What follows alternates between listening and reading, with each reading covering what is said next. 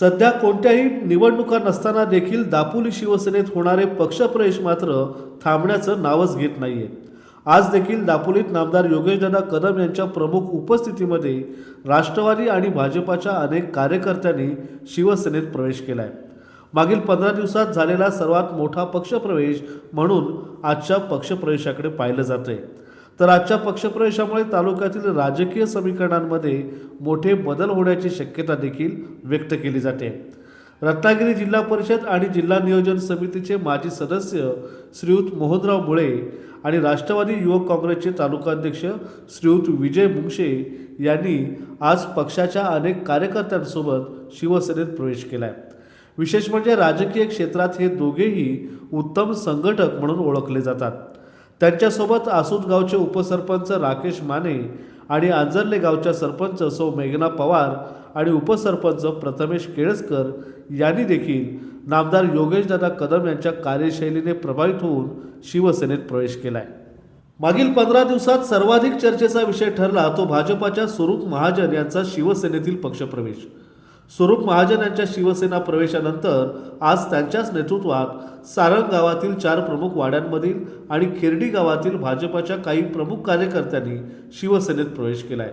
या प्रवेशामुळे दापोली भाजपाच्या आउटगोईंगमध्ये सातत्य राखण्यात स्वरूप महाजन यांना यश मिळतंय अशी देखील चर्चा राजकीय क्षेत्रात सुरू झाली आहे। एकूणच दापोली राष्ट्रवादीला जोरदार धक्का देणारा आजचा दिवस दापोली भाजपाला देखील हादरे देणारा ठरलाय।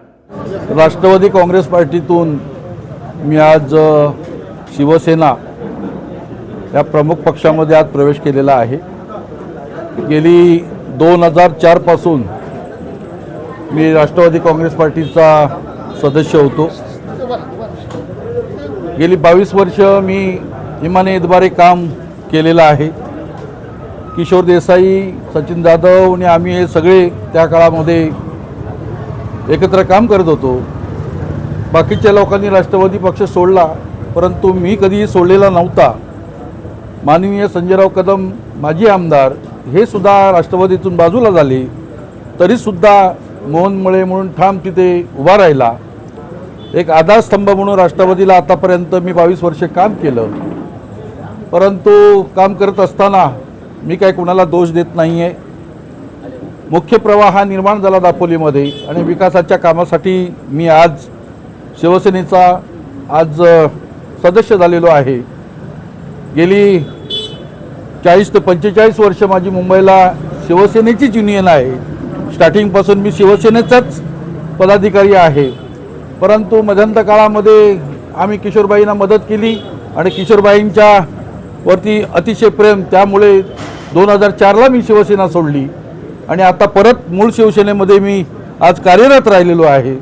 खरोखरच माझा जो काय आता बाकीचं काय जे काम आहे या कांडले दापोलीमध्ये या तालुक्यामध्ये आम्ही अतिशय गाव टू गाव जाऊन मोठ्या प्रमाणामध्ये माननीय नामदार योगीजी दादा कदम यांच्याबरोबर आम्ही काम करू आणि सहकार्याने काम करू आणि लोकांना सांगू की आपल्याला विकासाला जर धार द्यायची असेल तर दादांशिवाय आता गत्यंतर नाही आहे आणि या प्रवाहामध्ये आपण सर्वांनी यावं असं माझं सर्वांना सांगणं आहे। एकूणच या सर्व पक्षप्रवेशांमुळे नामदार योगेशदादा कदम यांचा विकासात्मक दृष्टिकोनाचा प्रभाव तालुक्याच्या राजकारणावर कमालीचा परिणामकारक ठरतोय असंच म्हणावं लागेल। शिवसेनेत प्रवेश करणाऱ्या अनेक कार्यकर्त्यांनी आपल्या भावना व्यक्त करताना या गोष्टीचा आवर्जून उल्लेख देखील केलाय।